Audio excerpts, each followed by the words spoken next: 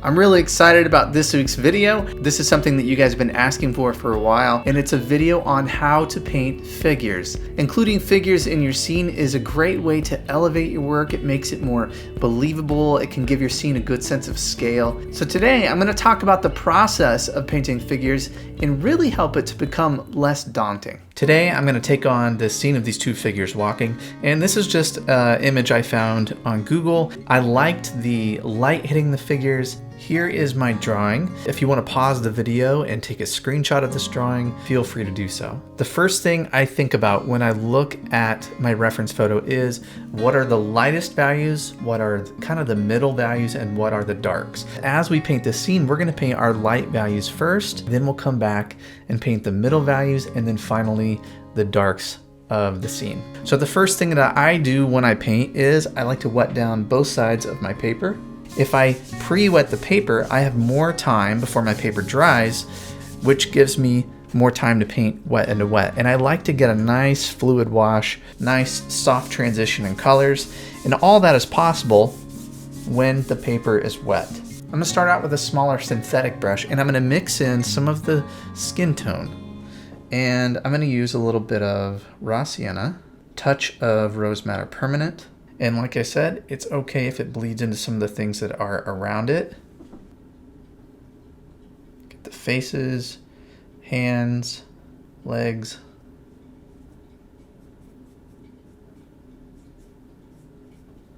And on her leg, the light is kind of hitting it. So I'm going to take a damp brush and just lift off a little bit where that light is. Really want to get that light effect. How about on her face? Where the light is hitting, just lift off a tiny bit. It's not a lot, but these subtle changes are nice. Oh, I forgot his arms. Let me do that. I'm gonna use some raw sienna light, maybe a touch of neutral tint to come up with that khaki color. It doesn't have to be exact, just a little different than the skin tone. All right, I wanna think about the path that's around them. For that, I'm gonna use a little bit bigger of a brush. I'm gonna switch to a mop brush, and I'm gonna lay in some neutral tint, some raw sienna.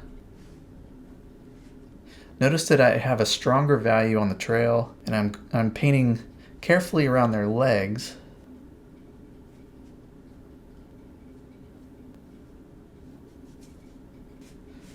A lot of this will dry and fade.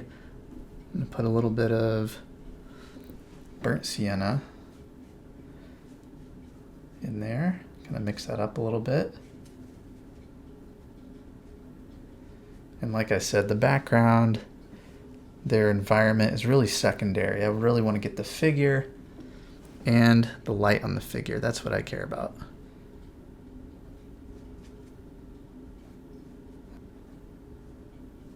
I know I'll be going over their clothing a lot more, but right now I'll just take a little bit of lavender, neutral tint. You gotta be careful with the timing of this. I don't wanna wash everything else away. I'm using a smaller synthetic brush.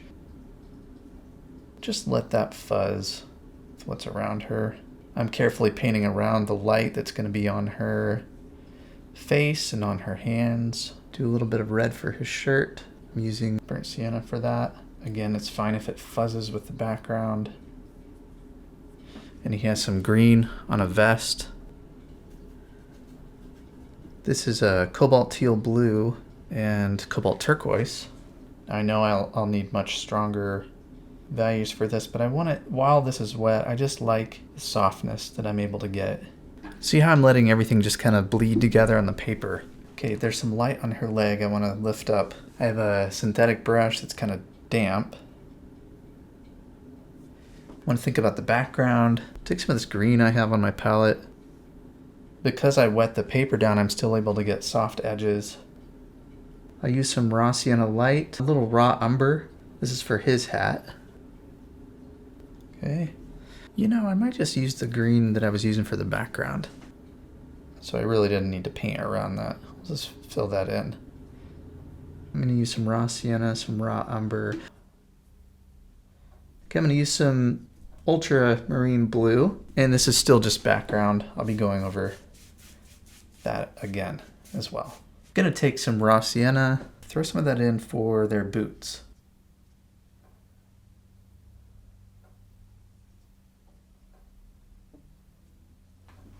Okay, I'm going to take a little bit smaller of a brush, and I want to mix in some of the green. Raw sienna, cobalt turquoise. I'll just throw in some of that right now. Now we're just going to let this dry, and we'll move into the next phase. So if you look at the reference photo, you can see that the background is darker than the light on their hats and the light on their face and things like that. So I'm going to bring the bottom of that dark shape to about here. And then I'm going to start working in some of the middle values and darks of the figures and tying it into the background. At the end of it, we'll come back in, we'll add a few defining darks, and then we'll wrap it up. For the background, I'm going to start with some ultramarine blue, some lavender, just something darker that's a little cooler. Put some raw umber in there. I'm not really concerned too much about the color. We're going to try to keep it nice and loose and abstract. Toyed with the idea of painting around some of these branches. I guess we'll just kind of see how they look. Okay, I'm working my way down the painting. Painting from a wet edge. Reload your brush often. Again, do I want to keep any of those branches? I'm just not sure. Okay, and as I get a little closer, I'm going to switch to a little more warmth. Actually, this green that I have over here. Now, when you get down here, you need to start thinking about the things you need to paint around.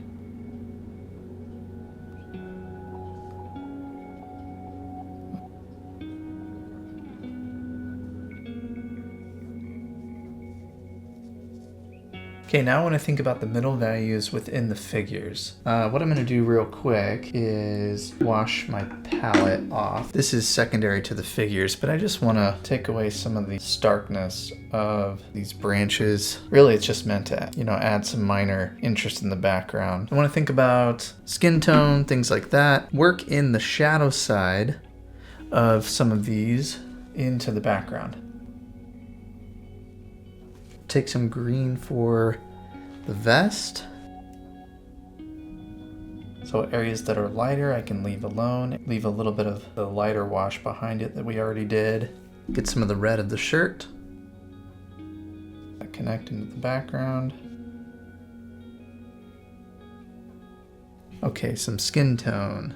Raw sienna, burnt sienna. Let's do a little bit of lavender just to darken it up a little bit.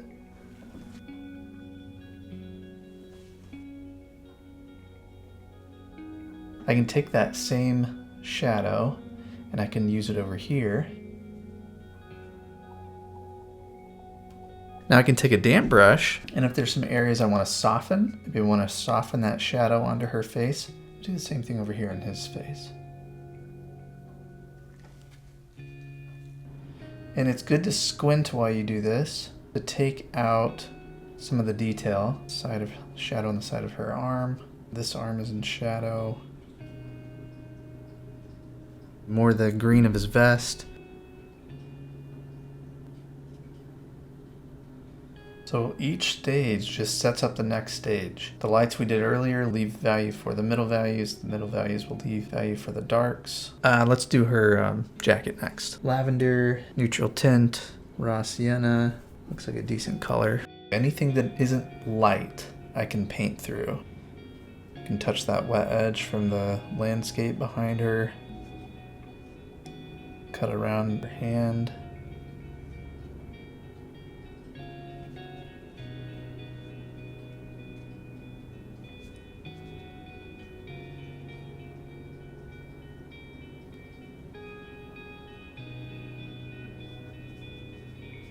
All right, more skin tone. Raw sienna, burnt sienna, a little bit of lavender.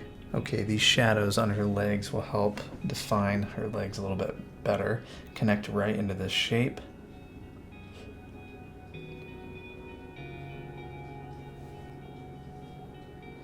And her legs look kind of pale. If I feel like I need to come back in and warm some of that up, I can with a little glaze. I want to soften this.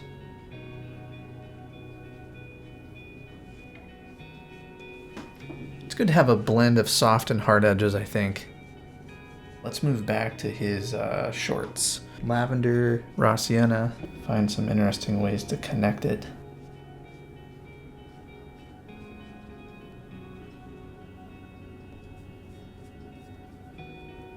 Okay, let's think about their shoes a little bit. Lavender, raw umber, neutral tint. Just a couple darks. Okay, and while that is still wet, let's mix up a shadow. Just add some lavender, maybe some cerulean into what I have here. Just something cooler, still pretty dark. And this will help ground them to the trail, and the dark or the shadow will help define some of the light areas as well. It's on an uneven surface, so you'll have some variation in the shape. This is really fun once you get the darks in and the light is starting to appear more.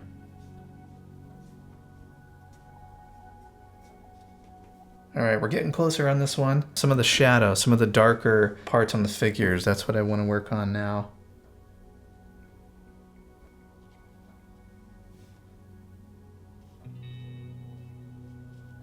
Shadow side of the hat. Now I'm going to move over to her. There's a little shadow side of the bill of her hat. All right, and then her hair's a little darker.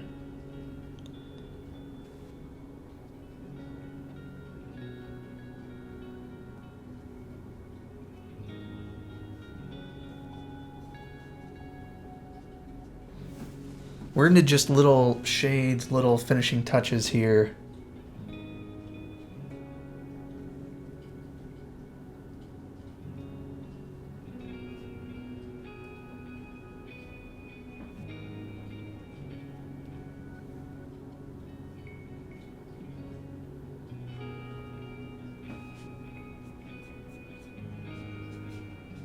Okay, some warmth where their legs kind of got washed out. For that, I typically use raw sienna, burnt sienna.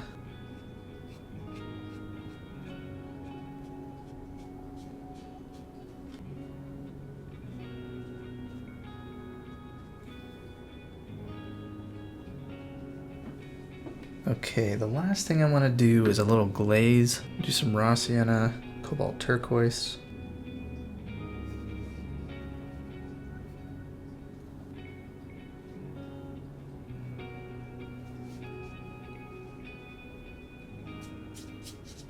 All right, there you have it, guys. Hopefully that's helpful in showing you how to incorporate the light values and the middle values and the dark values, and how to really build up that strength to make your light believable and to make your figures believable as well. Have you ever been really excited about a painting and you get all set up, you find that right reference that you're excited about, and then it's time to go and you feel lost? You ever had that experience? You just are having a hard time finding consistency. Some of your paintings turn out, some of your paintings don't turn out, and you're not really sure why. Well, I have a free resource that I want to give to you today that can help exactly with these problems. My 5 steps to plan a successful watercolor painting. I walk you through the crucial planning phase of your painting that will help you understand what you're going to paint first, second, and third. The planning is really so important, especially in watercolor. This medium is harder to correct. It's so immediate. So having that plan is very important. I send you a PDF that you can download. And the great thing about this is you can have it on your phone, you could print it out, and you can take a look at these crucial planning steps before you start each painting to ensure that you're thinking through these important things as you get started. You can download this right now before you start your next painting. All you have to do is follow this link here and download my 5-step guide to planning a successful watercolor painting.